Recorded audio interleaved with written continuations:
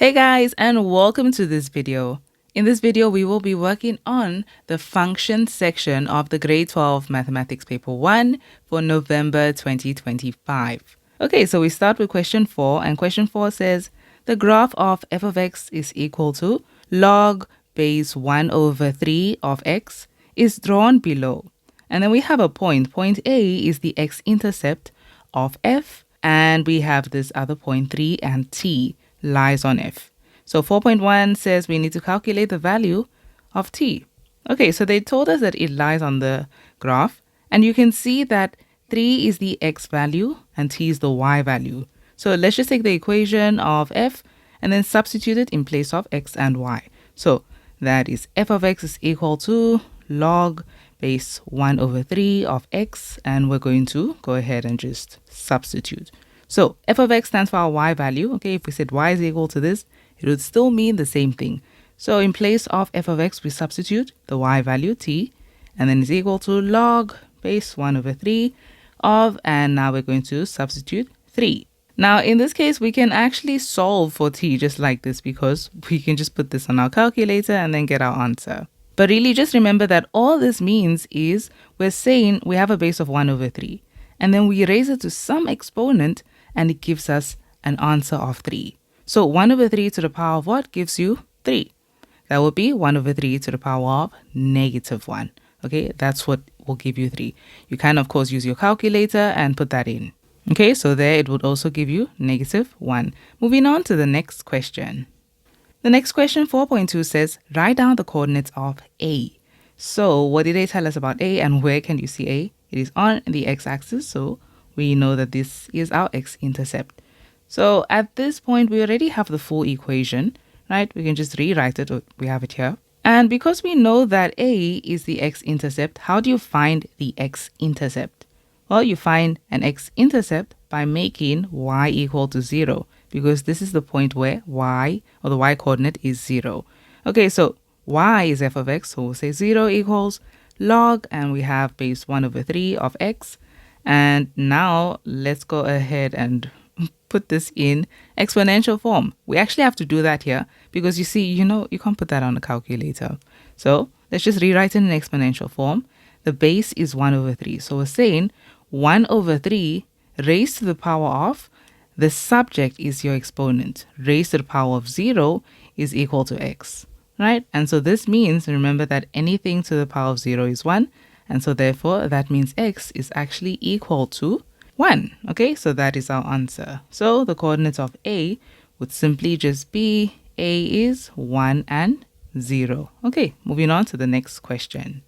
Question 4.3 says, determine the equation of the inverse of f in the form of y equals. Okay, so this is a log function. So that means that its inverse will be an exponential function. So let's go ahead and find the inverse. To find the inverse, we're just going to make this y. Okay, we'll call it y. And so to find the inverse, we're going to swap x and y, because that's what happens with your inverse. The x and the y values switch places. So step 1, swap x and y. So in place of y, we say x is equal to, and we have log base 1 over 3 of, and that changes to y. And now the goal is to make y the subject. Okay, to make y the subject, just rewrite this in exponential form, because you know that it's saying this is our base. We take the base, and then whatever the log function is equal to, that is going to be your exponent. Okay, so we're going to say this is 1 over 3 and raised to the power of x, and then this is what this exponential expression is equal to. So y is equal to 1 over 3 raised to the power of x is our answer. Moving on to the next question. Question 4.4 says, write down the equation of the asymptote of the inverse. So they're referring to this graph. Okay, this is the inverse. This is the exponential function, which is the inverse of our logarithmic function. So this is an exponential function. It means that it is written in the form of y equals a multiplied by b raised to the power of x minus b, okay, because sometimes there is a horizontal shift, and then plus q. Its asymptote, it specifically has a horizontal asymptote, and we would find that by looking at this value of q. So because it is a horizontal line, remember, this is a line that cuts one particular y value, okay, on the y-axis. So we say y is equal to whatever y value it passes. Now we can see that the value of q, that's what tells us what exactly that horizontal asymptote is. In this case, can you see how you don't see any plus any number? That's because the value of q is 0. And so it means that the equation of this graph's horizontal asymptote is y is equal to 0. Okay, so that is that line that the graph will not pass. The graph could either be increasing or decreasing, but then this is the equation y equals 0. And then of course from this you can see that if the exponential function has a horizontal asymptote, then the logarithmic function, it's going to have a what type of asymptote? It would have a vertical asymptote, because this one says y is equal to 0. This is already the answer. Okay, we know the equation of this one's asymptote. It's a horizontal asymptote. But this one would be x is equal to 0, because remember that the x and y values swap places. Okay, so that is our answer. Y is equal to 0 is the equation of the horizontal asymptote of this inverse, which is of course our exponential function. Moving on to the next question. The next question, 4.5, says, draw the graph of the inverse on the set of axes provided in the answer book, and then clearly indicate the intercepts with the axes, the coordinates of one other point, and the asymptotes. Okay, so you can put down your Cartesian plane. This is going to be a very simple graph to draw. Now, there's a few things that you just need to know about this graph. Remember, it's the inverse. It's specifically this graph, okay, the exponential function. So with an exponential function, it's very simple. Remember how it's written in the form of that y equals, then we have a and then a base. Okay, they're just some things we can take away from this. So it's written in the form of y equals a, and then we have a base raised to the power of an exponent minus p plus q. Okay, we already know the horizontal asymptote. It's y equals 0. So this is a horizontal line that passes 0 on the y-axis. So it would lie directly on the x-axis. And so you can just tell them y is equal to 0 so they know that it's there. And then you're going to have to find out whether your graph lies above the asymptote or below the asymptote. So it could be increasing and lies above the asymptote, or it could be decreasing and then still lies above, or it could be increasing and lies below the asymptote. So these are the different ways that it could look. But then how we decide that is we first look at the value of a. So the value of a is whatever is in front of your base. Your base is 1/3 here, meaning there's an invisible 1 here. And so that is a positive one. Okay, if they meant it to be negative, they would have said negative. Okay, if it was negative, we would have seen a minus over here, but it's a positive one. So that means if a is greater than 0, your graph specifically lies above the asymptote. So it's neither of the ones that lie below, it's the one above. And now you can find out whether it looks like this or like this. So this is whether it is increasing or decreasing. Now, in this case, you can actually just look at it like this. 1/3 is an improper fraction, meaning the denominator is bigger than the numerator. And you know that the x values, we look at x values going from the left-hand side to the right-hand side, meaning the x values are going to increase. And so you can think about what would happen with an exponential function if you have an improper fraction where the denominator keeps getting bigger than the numerator. This would mean that the fraction would keep getting smaller. But an easier way to figure this out, to decide whether it's increasing or decreasing, is simply take this function, right? And then find out what the y value would be if you substitute two different x values. Make sure you take x values, they come right after each other. So I always go with x is equal to 1 and x is equal to 2. So I'll try 1/3 raised to the power of, and I'm going to try 1. And then what does that give us? That gives us 1/3. And then try 2. So when you try 2 here, what happens? You end up with 1/9. Okay, so from this point, x equal 1 and x equal 2, what did this function do? What did the y values do? They decreased. Okay, so from this to that. So you know that your function is a decreasing function, and so it's going to look like that. Okay, so now we know what the graph looks like that. But then there's one more thing. You can look for any x-intercepts and y-intercepts. Okay, so those are the points you can focus on. In this case, we actually do have another point because they did tell us this point. They told us this point 3 and t, and we know t is -1. Okay, So if on the log graph, the point was 3 and negative 1, what is that point going to look like on the exponential function? Okay, if it was 3 and negative 1, remember how x and y just swap? It means that this one would be negative 1 and 3. So you can put this point down as well. So negative 1 and 3 would be maybe around here. Okay, so that's negative 1 and that is 3. And then you can just say negative 1 and 3. You don't even have to put those there. And then let's get an intercept. Do you see that this graph will never have an x-intercept? Because the asymptote itself is already on the x-axis, meaning it's never going to pass that.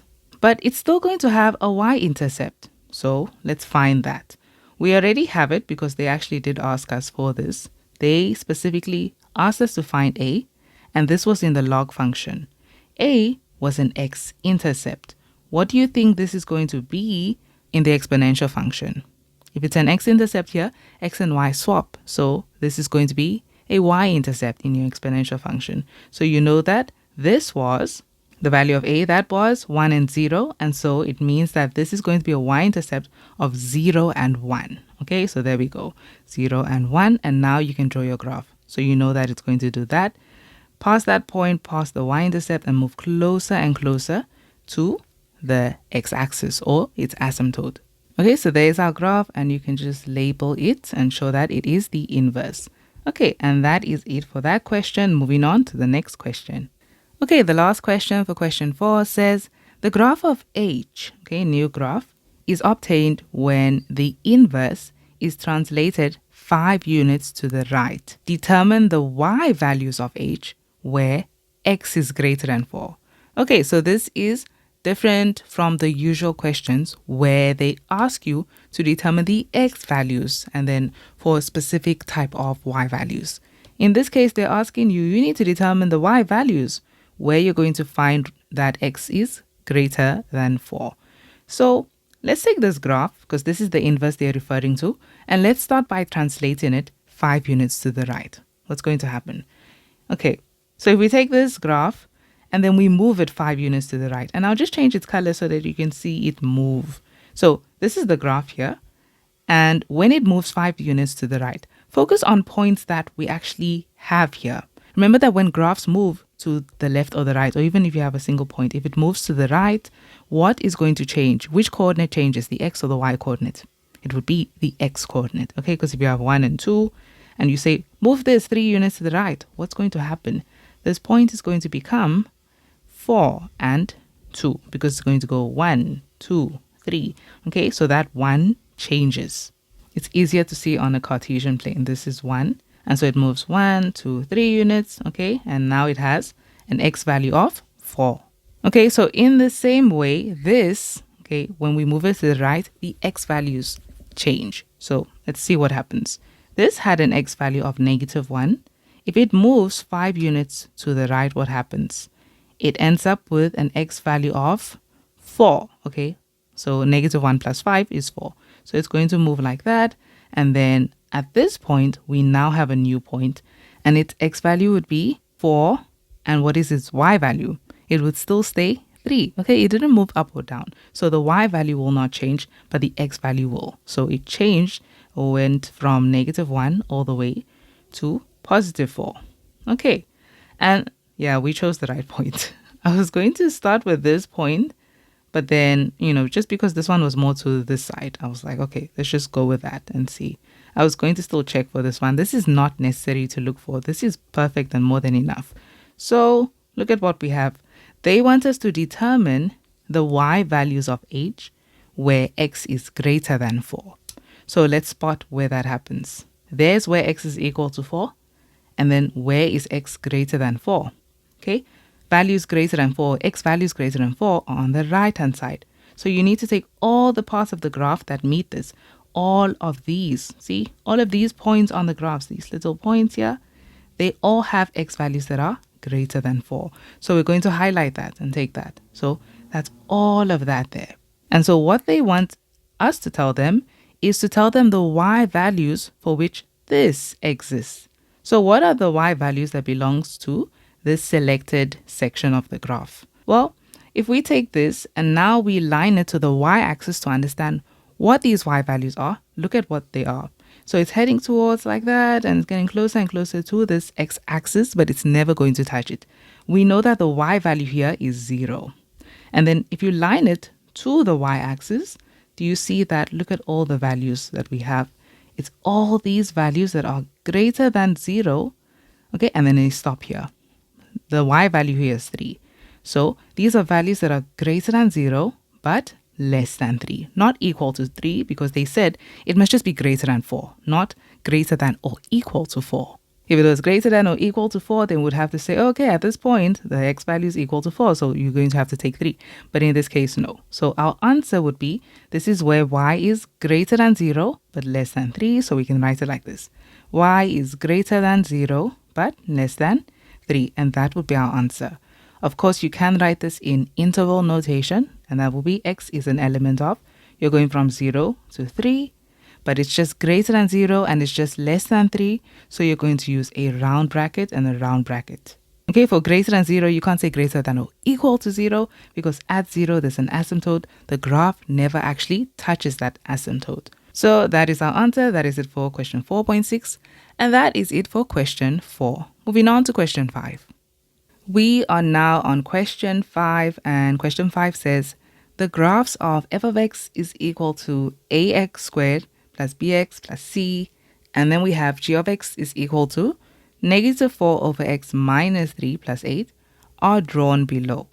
P is the turning point of f and the point of intersection of the asymptotes of g. Okay, so we have this point P. So the good thing about this is, once we find, okay, I was trying to say once we find P, but then, they didn't really give you much info there.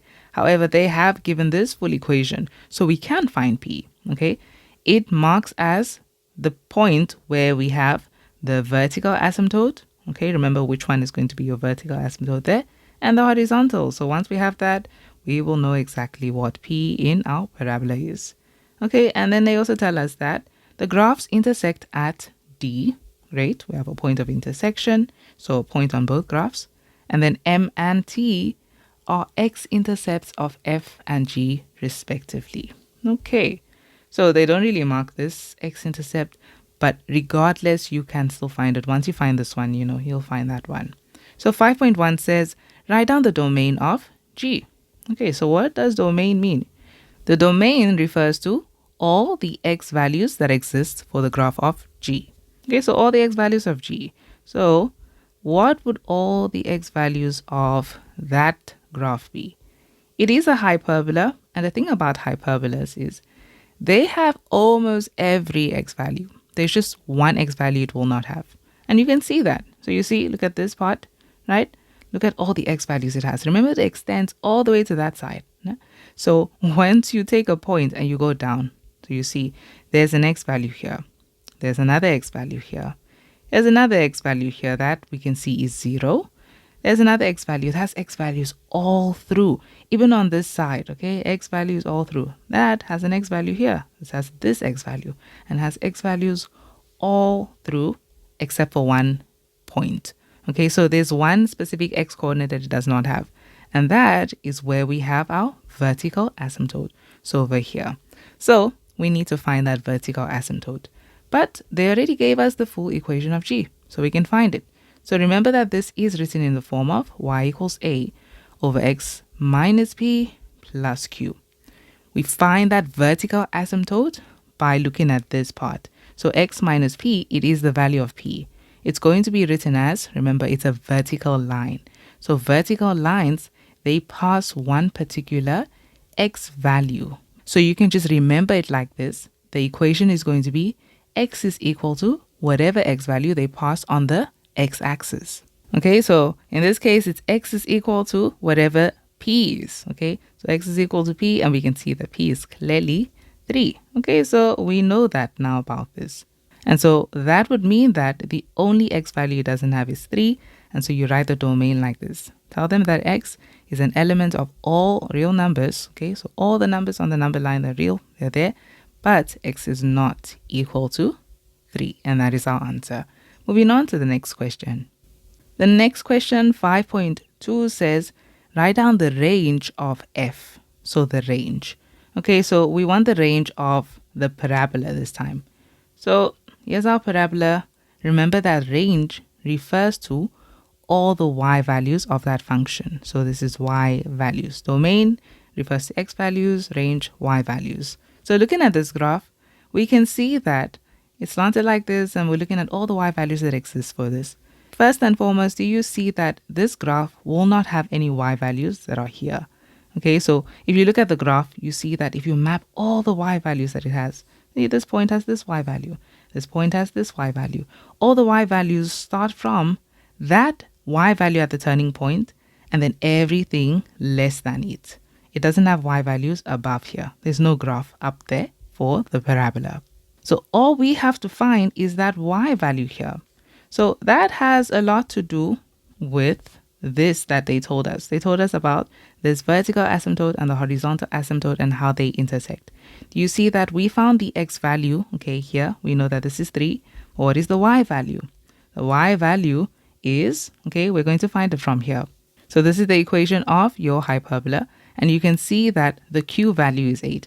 That is your horizontal asymptote. Its equation is y equals whatever q is, which is 8. So we know that that is 8. And so what does this mean about the range of this function?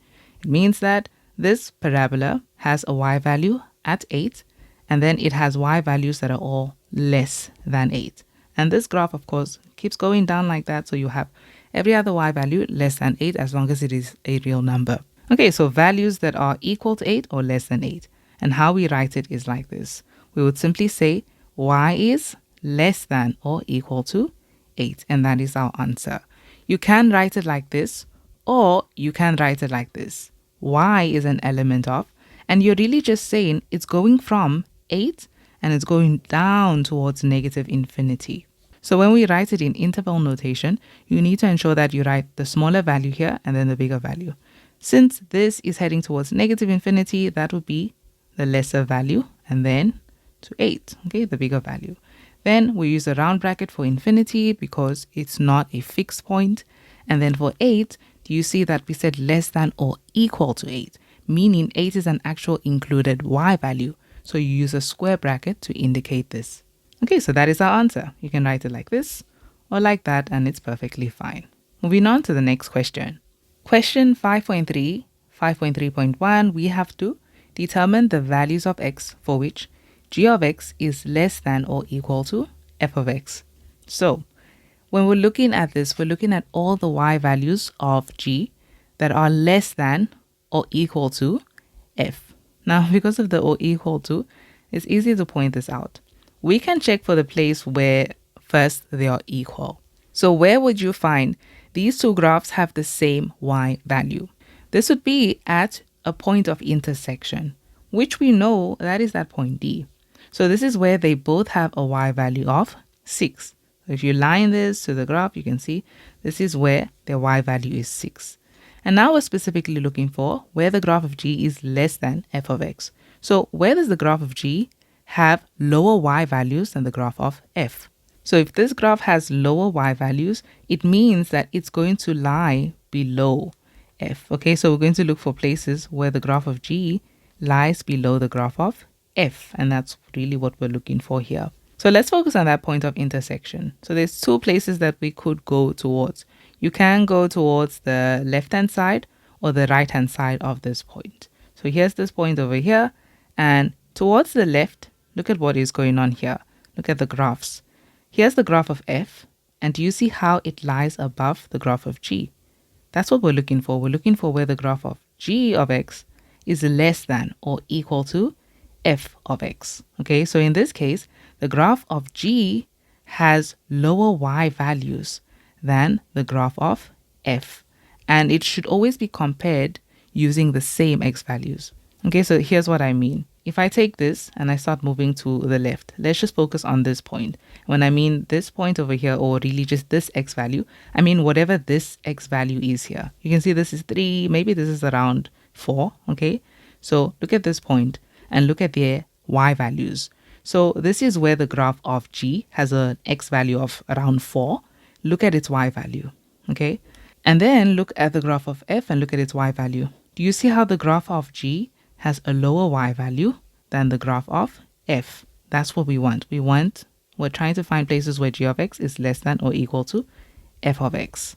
And if you keep moving to the left, this is what we keep finding, okay? We would still see that here again, you see how the graph of g has a lower y value than the graph of f. But then something special happens as we keep moving to the left. Do you see that we end up meeting up with an asymptote? So the graph of g cuts at that point. So we can't see the graph of g here anymore. And then, of course, once we move to the right, then the graph of g is there. So the places where this actually happens or this works, we will highlight them, and that would be here. So it's here, this section, these sections, okay, and we're just going to tell them the values of x for which that section exists. Okay, if you go to the right, it does not work out here. You see how they don't have, the graph of g has a y value that is greater than the graph of f. Okay, we don't want that. We want g to be below f. Okay, because we had an asymptote over here, let's also just see what is going on this side. Okay, so look at the graph of f and the graph of g. Look at them over here. Look how the graph of g, okay, clearly has a higher y value than the graph of f for this particular x value. So it doesn't work out here. G is not below f. So if you keep moving throughout here, you see that's what happens. The graph of g is always above the graph of f, and we don't want that. Okay, so it's clear to see that this is the only section where it works. And now all you have to do is you need to tell them the x values for which this happens. So you're just going to line this selected part down to the x-axis so that you can tell them, okay, this is the x values that it works for. Okay, so it's this x value, specifically 5. Okay, and then if you line all of these down to the x-axis, look at what they are. They are values that are simply greater than 3, can't be equal to 3 because there's an asymptote here. So greater than 3, but less than 5. Okay, so it does not work for 3, and that is because the graph of g doesn't have a y value here. Okay, so we can't say, oh, okay, it works for 3. So it's just values immediately greater than 3, but less than or equal to 5. And we have to say equal to 5 because they specifically said, where is g less than or equal to f of x? It's equal to f of x at 5. Okay, so we can say x is greater than 3, but less than or equal to 5. Here you can write it like that. Or in interval notation, x is an element of, we're going from 3 to 5, but it's simply greater than 3, not greater than or equal to, so use a round bracket here. And here it's less than or equal to 5, so use a square bracket. And these are our answers. You can write it like that or like that, and it's perfectly fine. Moving on to the next question. The next question, we need to determine the values of x for which f of x is less than 6. Okay, so tell them the x values where you see f of x has values or y values, because f of x stands for y. Where would f of x be less than 6? So the thing here is just spot 6. Okay, where is 6 on the y-axis so we can compare it to 6? So we already marked out 6. Okay, this happens here. This is where they intersect. So the graph of f itself has a y value here at 6. Okay, now we're just trying to find out where its y values are less than 6. This is 6 on the y-axis. All y values less than 6 are here. Okay, these are all y values that are less than 6. Now look at your graph of f and check where does it have y values less than 6. What I'll just do is I'll extend this, and we know that this is the marker line for 6. So wherever the graph lies below this line, that is where it is less than 6. Okay, that is where it has y values less than 6. That is all through here and all through here. All of these have y values that are all less than 6. Okay, you can take it and line it to the y-axis yourself and see, oh, okay, all of these are y values that are simply just less than 6. So now we have to tell them the x values that belong to these selected parts of the graph. So looking at this, we know that we're going to point out this point specifically. We need that first. But we can actually find that very easily without using any, of the calculations using the graph. We can actually do this because we know this point. We know that its x value here is 5. Now, the thing about a parabola is that it's symmetrical through its turning point. So whatever this part of the graph does, this part of the graph does the exact same thing.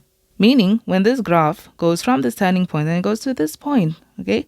And then you can see that this is where it has a y value of 6. Do you see how this happens at 5?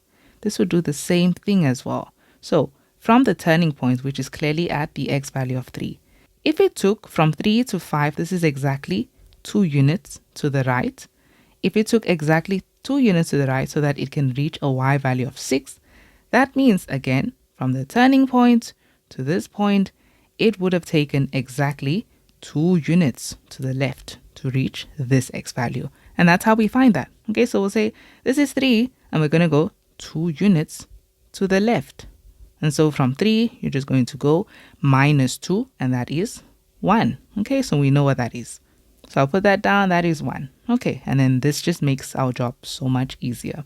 So now we can line all these selected parts down to the x-axis and line it to the x-axis, and you see that these are all values that are what than 1. These are values that are less than 1. So this is where x is less than 1, and then you can see on this side, line it down to the x-axis, and these are all values where x is what than 5.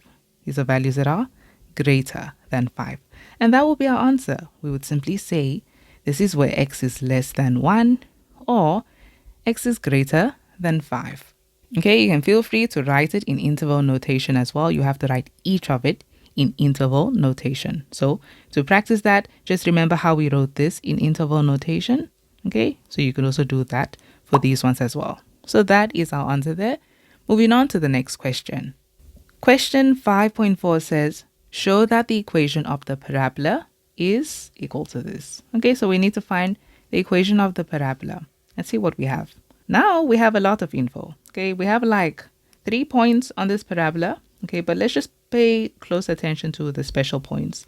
Now with this question, something that usually happens is when we're trying to find that equation of the parabola, we usually use this equation y equals, and when you use a and x minus x1. The only reason you use this is if you can clearly see they gave you x-intercepts and then maybe one other point, right? So in this case, did they give us x-intercepts on this parabola? No, okay, they didn't give us that, and that is fine. So I'm not going to go with this, I'm going to leave it. And then you could also use the standard form of the equation of a parabola, which is y equals ax squared plus bx plus c.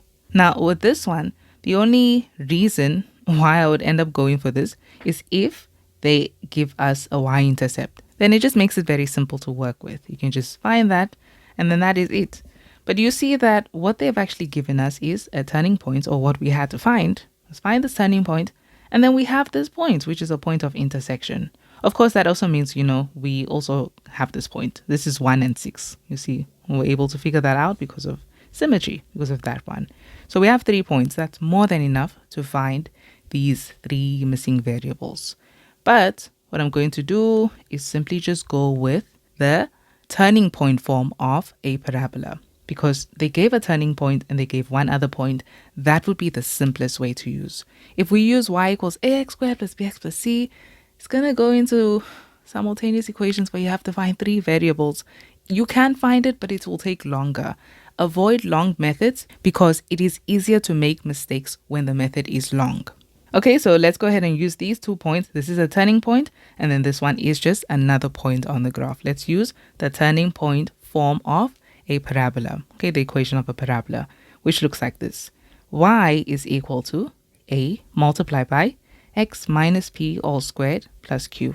And so we know that that turning point we had, that was 3 and 8. So this is 3 and 8. And we're going to substitute this, but in place of where our turning points go. So the turning points would be the value of p and q. So that's where we're going to put this in p and q. Okay, so y is equal to a multiplied by x minus, and our p value is 3 all squared, plus our q value is 8. Okay, so do you see how this equation is almost complete? What is the only variable that is missing here? That will be a, okay, because x and y, they're supposed to be x and y. That's fine. Okay, so the only thing missing is a. And so let's find that now. And it's one variable missing, meaning you can simply use 1 point to find it. And so we can use this point 5 and 6, and we'll just substitute that in here. Okay, so this is the point D, that was P, And let's go. So this goes in place of x and y. It's just a point. So in place of y, we say 6 is equal to a multiplied by 5 minus 3 all squared plus 8. And now we can go ahead and focus on solving for a. Okay, so we're going to take the 8 over. That is 6 minus 8, which is negative 2, is equal to a. And then 5 minus 3, that's 2, all squared gives us 4. So this is times 4. And then we need to solve for a. So get rid of the 4. Since this is multiplying by 4, you divide both hand sides by 4. And we can see now that a is equal to negative 1 over 2. Okay, so we found a. And now that you found a, simply take it and substitute it back into this equation. And then you can finally expand it and it'll look like this. Okay, so in place of a, we simply just say negative 1 over 2. And let's expand. So this is y is equal to, and we have negative 1 over 2, and then this. So square the first term. You can rewrite this as x minus 3 and x minus 3. That takes long, and I want to avoid long methods. So x, square that, it's x squared. Then square the last term, it's positive 9. And then the first term times the second term, that's negative 3x. Then times 2, which is negative 6x. Okay, so this is what we have, and then plus 8. And now we can finally distribute this negative a half in. So finally, we know that this becomes negative 1 over 2 x squared. These multiply to become positive, and 6 times a half, or half of 6 is 3. So this is x. And then 9 times a half is 9 over 2, so negative 9 over 2. And then plus 8. Okay, so to add the 8, just make sure it has a denominator of 2, multiply its numerator and denominator by 2. So you can write this as 16 over 2. Okay, and now we can simplify. Okay, so finally, y equals negative 1 over 2x squared plus 3x, and then 16 minus 9, that is 7. So we have positive 7 over 2, and that is our answer. And you can just check that it is the same as theirs. Okay, so there we go.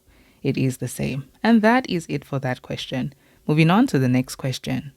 The next question says calculate the length of MT. So let's see. How do we find MT? So M was one of those x-intercepts. Okay, we can see that here.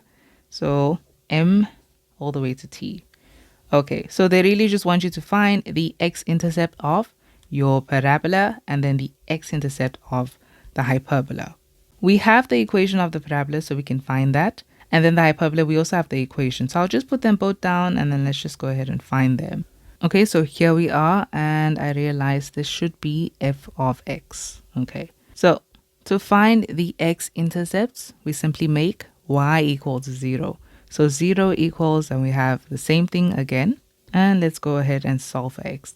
So do you see that with this equation, we have a negative in the way, and there's also just a 2 in the denominator. So we need to get rid of that. And so to do that, you can simply multiply both hand sides of the equation by negative 2. So multiply all of that by negative 2, and then this is what happens. We have, I'll just write this on this side. So the negative 2 multiplies like that. You see that negative 2 and this negative and the 2 cancel in the denominator. So you're just left with x squared. And then 3x times negative 2 is negative 6x. Then these multiply and that becomes negative. The 2's cancel and you have 7 is equal to 0. And now we can factorize. So open up two brackets, equate to 0. X multiplied by x is what gives you x squared. Now we need factors of negative 7 that can give us a negative 6 in the middle. So with negative 7, we know that 1 should be negative. Okay, one of it should be negative. The factors are 7 and 1. And so which should be negative so that the 6 remains negative. Okay, we should give the negative to the bigger factor, negative 7. And so negative 7 plus 1 really is negative 6. So we know this is minus 7 and this is plus 1. And finally, solve for x. X is therefore equal to 7, or x is equal to negative 1. Okay, let's just quickly look at what would m be. So this is the negative. So this is negative 1, and then that's the 7. Okay, so we know what m is. M is simply just negative 1 and 0, and we're done with that part. And now we can go ahead and find the hyperbola's x-intercept. Okay, so we're going to, again, make the y value equal to 0. Okay, g of x is equal to, and rewrite, Now, in this case, you can choose to take the 8 over, but I can already see this is negative, so we might as well bring it over. Now it becomes positive 4 over x minus 3, okay? The whole fraction is negative, so when it comes over, it becomes positive, okay? So that's what happens there. This negative could have gone, just stay in the numerator or gone to the denominator. It just belongs to the whole fraction. So then is equal to 8, and I'm going to write 8 as a fraction so I can cross multiply, so I'll put it over 1. And now we can cross multiply. So it's the 4 times the 1, which gives us 4. And then we're going to say the x minus 3 times the 8. So what happens is you have one term here multiplied by two terms. 8 must multiply to x to become 8x, and then to 3 to become negative 24. And then 8x is equal to, and this comes over to become positive 24 plus 4, which is 28. And then we can finally divide both hand sides of the equation by 8, and so x is equal to, we can see that 28 and 8, they have 4 in common. So if you divide by 4 and divide by 4, we're going to get 28 divided by 4 is 7, and then divided by 4 here is 2. So that is our answer, 7 over 2. Okay, so we know what this point, t, was it t? No, yes, it was t. So this is 7 over 2. And so now we can find that mt. Okay, so this is 7 over 2. So t is 7 over 2 and 0.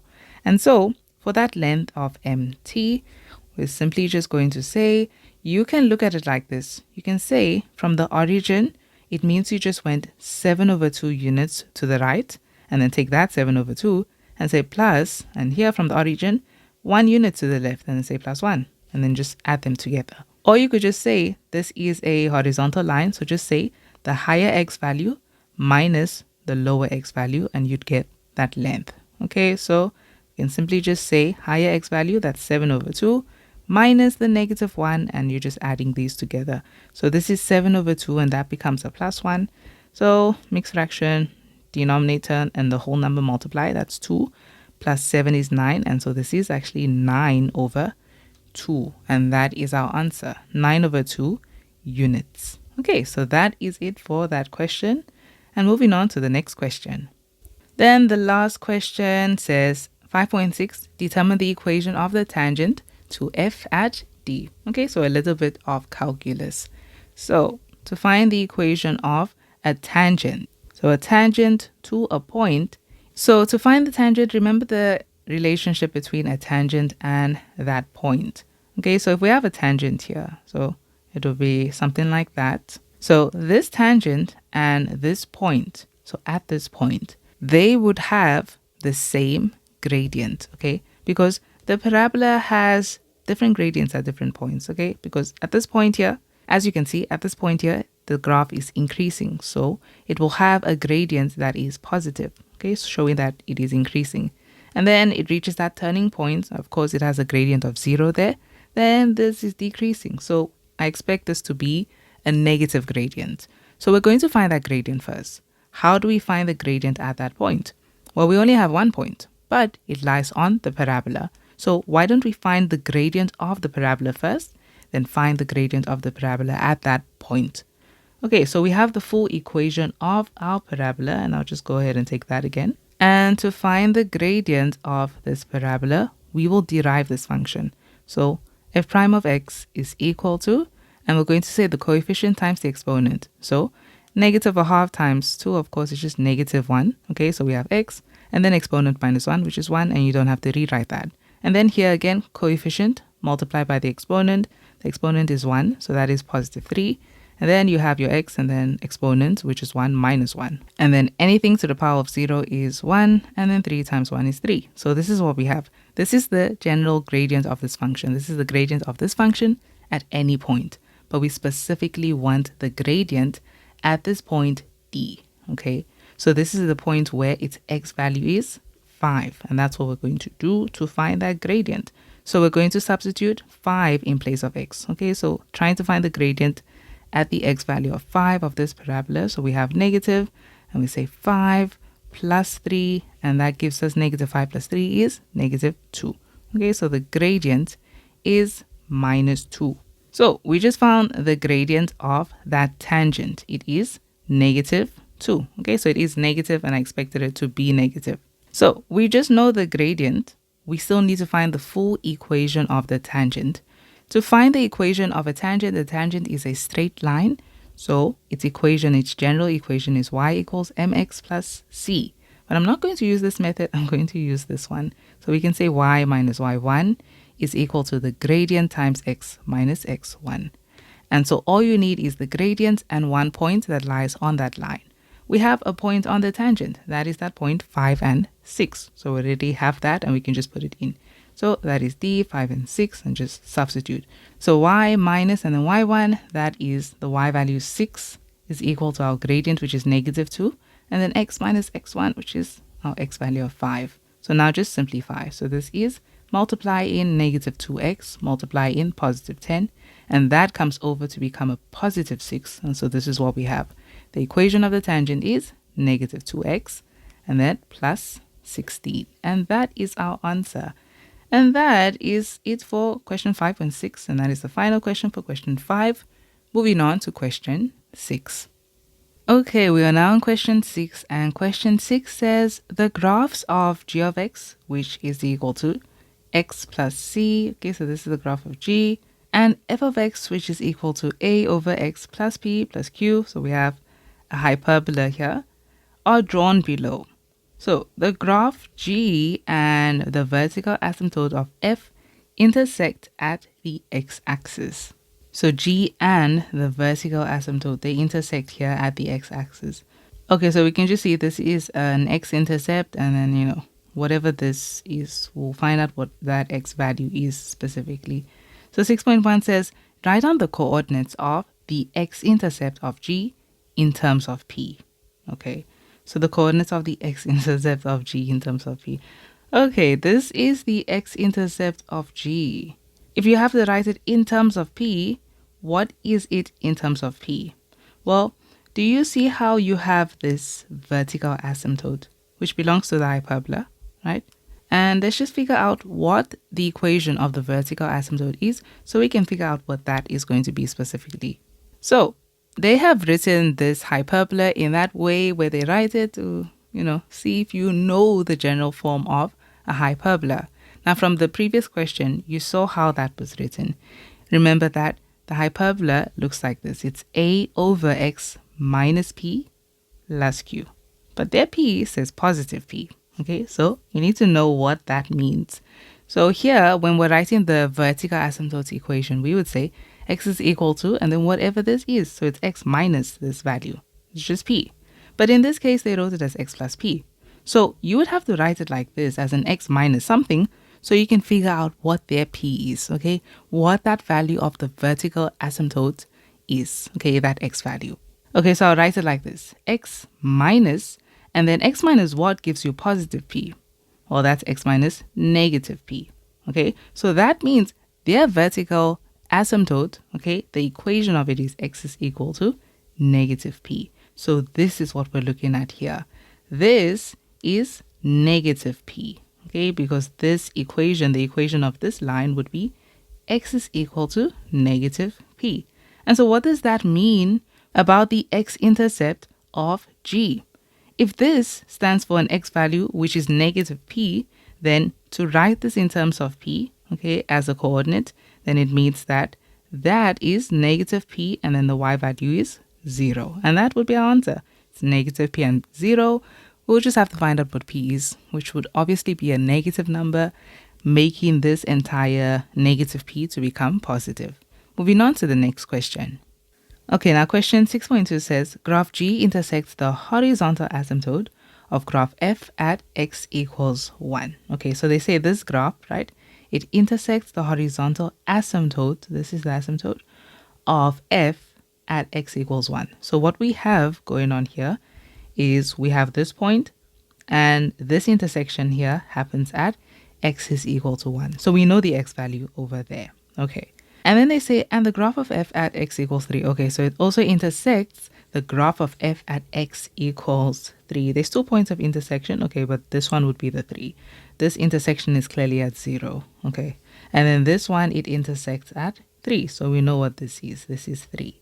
Okay, so they've just given us the x values of the point of intersection, no y values. And they want us to use this to do the following. So they say the graphs of f and g also intersect on the y-axis. Okay, so the graphs of f and g, as we can see, they intersect on the y-axis. So they both have a y-intercept here. Okay, so the x value is 0 and we don't know what the y value is. So with all of this, for 5 marks, they want us to determine the equation of f. Okay, so determine the equation of f. So to find the equation of f, you see, we need all these points. We need the value of p and q, and we need a. So let's see how we can use this to figure out what exactly that equation is. Okay, but just as we can see here, to find this equation, we need a, and then we need p, and then we need q. So with A is not something that, you can actually see on the graph because it doesn't have any value that you can just identify on the graph. It's not like P and Q. But with P and Q, we can actually try to see if we can express it in certain ways. With P, well, we have this point here. It's a negative P. The X value is negative P. That was a y-intercept. So something we can notice is all of these points that they're referring to, they lie on the graph of G. So let's use the equation of G to figure this out and just see what we can call them. But I'm still trying to keep my focus on I need A, I need Q, and I need P, just to guide so that we can end up getting to those answers. Okay, so the graph of G, its equation is x plus c. So just keep that in mind. This is x plus c. That is the equation of this graph, right? And with this, what can we do? Let me try focusing on finding the value of q, because the value of q here will literally just be whatever this y value is. The only thing I know right now is that this horizontal asymptote, it cuts the graph of G, and it cuts it at x is equal to 1. So that means on the graph of G, if you substitute 1, then whatever you have would stand for the equation of your horizontal asymptote. So y equals and then whatever that is. So let's try to find that first. Since the equation is g of x equals x plus c, I'll say g of x is equal to x plus c, and this will give me the value of q. Okay, that's what I'm just trying to look for here with x plus c. So with this, because it passes this x value of 1, then I'll say if I substitute 1, the y value is going to be the equation of that horizontal asymptote. So let's go ahead and do that. So q is equal to, and that is just going to be 1 plus c. Okay, so we can call it 1 plus c so long. If this one, the equation of q is 1 plus c, we already have an equation for it at least. It's not perfect because it still has c missing. Now we would have to figure out what exactly c is. Okay, now what I noticed with these points is they can all be expressed in terms of c, simply because they all lie on the graph of c. So for example, this point over here, you know its x value is 0. So if g of x is equal to x plus c, then to find the y value of this point, you say x is equal to 0. So in place of x, we substitute 0, and then you say plus c. And then that would be the y value that goes with that. Clearly, it's just c. So this point over here, its coordinates are 0 and c. And then this point over here, it has an x value of 1. So if we substitute 1 and then plus c, we can see that its coordinates are 1 and 1 plus c. I'll just call it c plus 1 because easier like that. Okay, I'll leave that as c plus 1. Just, when we're substituting, it'll probably be easier to work with it like that. And then if we were looking for this point over here, its x value is negative p. So that one would just be negative p plus c. Not really that helpful. But with this one, we actually know the y value. The y value is 0. Okay, so the equation for this one, okay, we have the y value being 0, the x value being negative p. So when substituting into this function's equation, we're going to say the y value is 0 and the x value is negative p and then plus c. And then we can just transpose the p. Yeah, so p is finally just equal to c. Okay. Yeah, it's just a bunch of equations, and then we're going to have to see how we can make sense of it. So with that one, I'm just going to put that calculation down because it's probably going to be helpful. So g of x is equal to, and we have x plus c, and that is 0 is equal to negative p plus c. Therefore, So far, we have that P is equal to C. Okay. And then we have one more point. So the last point that we have here is where X is equal to 3. And so if you substitute to get the Y value here, we would say X is equal to 3. We don't know the Y value. That's why we're expressing it like this. So G of, and we're saying 3 at 3, it's just going to be 3 plus C. Okay, so I'll just call it C plus 3. So at this point, the coordinates of this point, the X value is 3. The Y value is C plus 3 or 3 plus C. Okay, so we just have these 3 points, and how can we use them? They are all in terms of C. Okay, so since they're all in terms of C, that would be very helpful. We just have to see where exactly they are and how we can use this to actually find that. For example, we have in terms of C the value of Q. We already have that. So Q is equal to C plus 1. That's great. We also have in terms of C the value of P. Okay, so we can put that in as well. And we really just have to find the value of A. And then that's probably where the equation comes from. Okay, in this case, we can just use one of it. So here's the thing. Let's say we focus on taking this point and this point, right? These are points of intersection, but they also specifically lie on the graph of F. And I'm going to take them and I'll substitute them into this equation. But let's go ahead and update this equation so long. So what we have, I'm going to rewrite the equation of F. And let's update it first. So you see the whole point with this is, it's actually really messy, but yeah, the whole point with this is we're going to take this equation and then substitute the value for P and Q. And then, you're going to have them in terms of C. But then A will still be missing, but that is fine because you have 2 points. So we're going to substitute this point first and then go ahead and substitute this point next. So let's update this equation. We have F of X is equal to A over, and we have X, and remember what P is. So we found that P equals C. So that is plus C, and then Q is C plus 1. So that's plus C plus 1. This is what we have. This is our updated equation. And this is what I'm going to focus on using.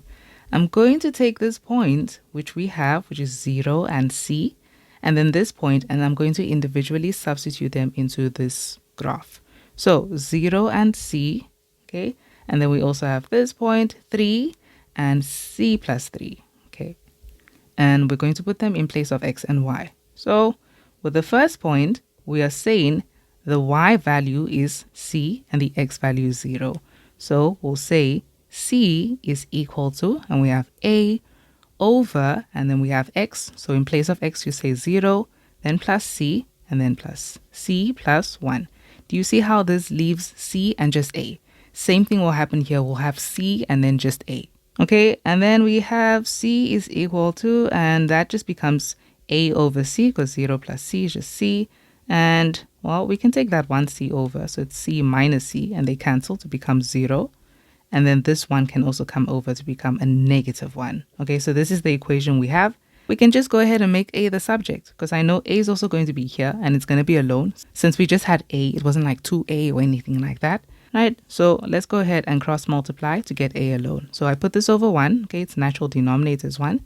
Therefore, 1 times A is A, and then negative 1 times C is negative C. Okay, so this is what we have, our first equation. And then let's go ahead and get our equation here so that we can make A the subject. So I'm taking this point in place of X and Y, and let's go ahead and substitute. So this is a Y value. So this is our Y value. We'll just say the Y value C plus 3 is equal to an A over. So this goes over and we have X, which is just 3. Okay, so that is 3, and then plus C, and then plus C plus 1. Okay, same thing here. We're just going to make A the subject. So with this one, okay, you can also take that C over. It becomes C minus C. So they cancel. And then we still have the 3 here. Take the 1 over. It becomes a 2. So we have a 2 here. And then it's equal to A over 3 plus C. And now we can make A the subject. So we put this over 1, okay, and then multiply. So 1 times A is A, and then 2 times this. You're multiplying something with one term, with 2 terms, so multiply to both terms. I'll start with the C. 2 times C is 2C, and then that gives us 6. And now you see that A is a subject. So we have A, and you know that they stand for the same thing. So we'll just go ahead and say A is equal to A and equate. So negative C equals 2C plus 6. And then take that over, it becomes a negative 2C. So negative C minus 2C is negative 3C equals 6. Divide both hand sides by negative 3. And then C is equal to negative 2. Okay, so now that we have C, we can find everything else because you saw how everything was in terms of C. So all we need is the value of, again, we're looking for the value of A, of P, and Q. Okay, we already found out from this equation when we were working on this, A, okay, we have two values for A. It's the same thing. You can use any of the equations. So I'll go for the easy one. A is equal to negative C. And so A is equal to negative, and then substitute the value of C, which is negative 2. Therefore, A is equal to positive 2. So now we found A. Let's find P. So the equation with P was P equals C. Okay, so remember, P is equal to C. Therefore, P is actually equal to negative 2. That is the second thing we've found. And now find Q. Q equals C plus 1. So Q is equal to C plus 1. Therefore, Q is equal to negative 2 plus 1. And Q equals negative 1. And there we go. And now we can go ahead and put them in our equation. So I'll take this and rewrite it. Okay, so finally, f of x is equal to, and the a value is 2 over x, and then this is plus p. And you can see p is negative 2. So if you say plus negative 2, that is just x minus 2. And then minus 1. And that is the equation of f. Yeah, it makes sense why it was 5 marks. It's a messy and long equation. But you just have to follow what they were saying and then just see how you can use what you have to create a way to find, okay, each of those things you were looking for. So the main thing was to not get distracted by all the things and just start looking for random equations, but rather focus on, I'm looking for A and P and Q, and then use the info that you have to actually find those things. And then we were able to do that. Okay, so that is it for that question. And moving on to the next question.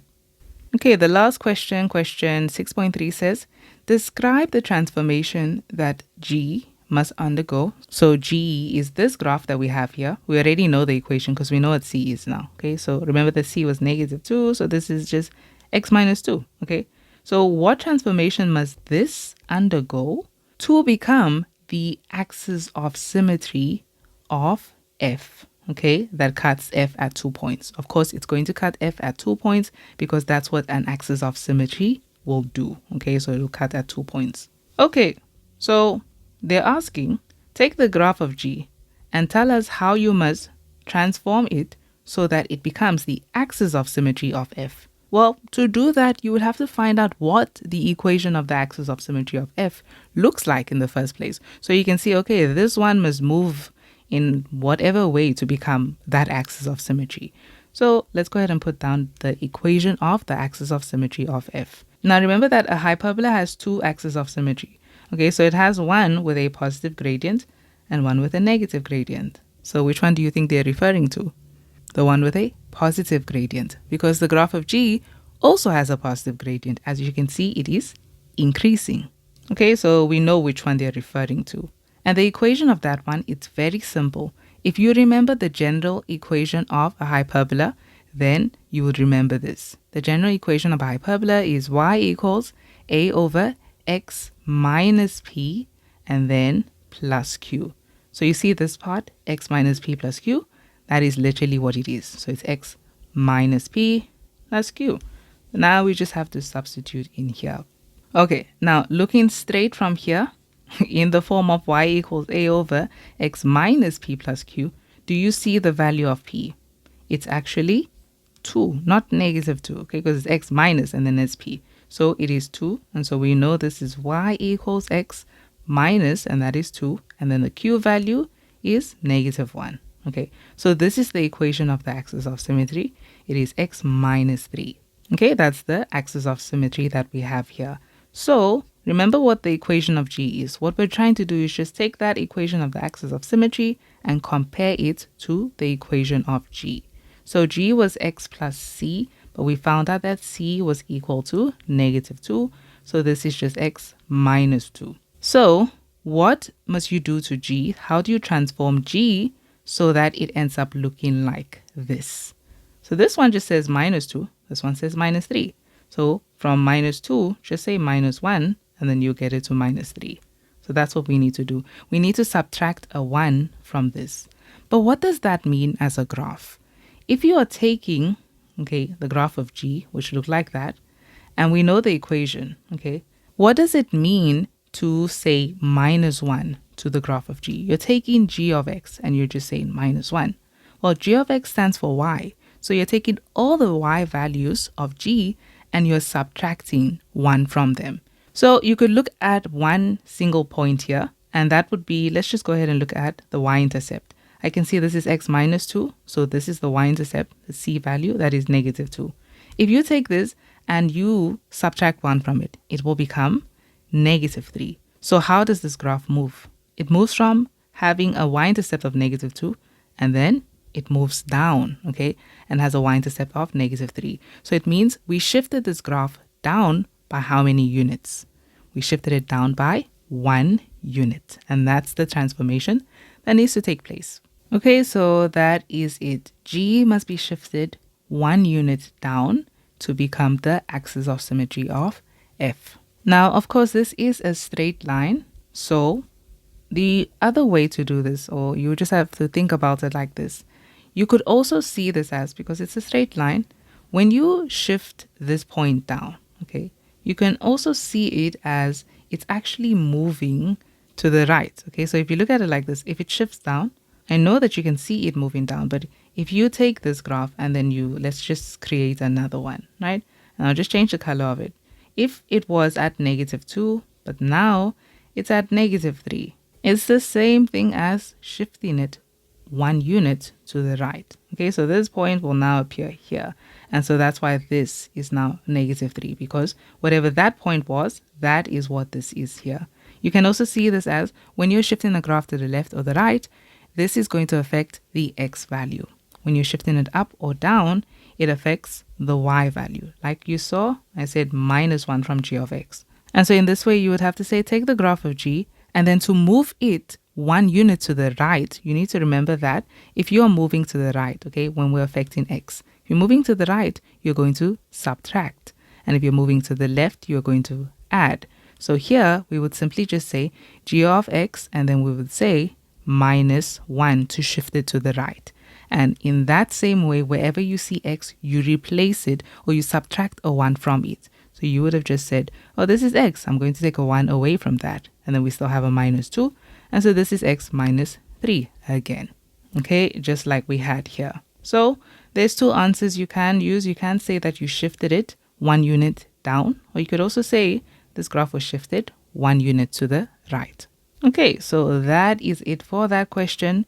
And that is it for question 6. And that concludes it for the function section of this paper. If you guys have any questions or alternative methods that you used, feel free to comment in the comment section below. And I will see you guys in financial maths.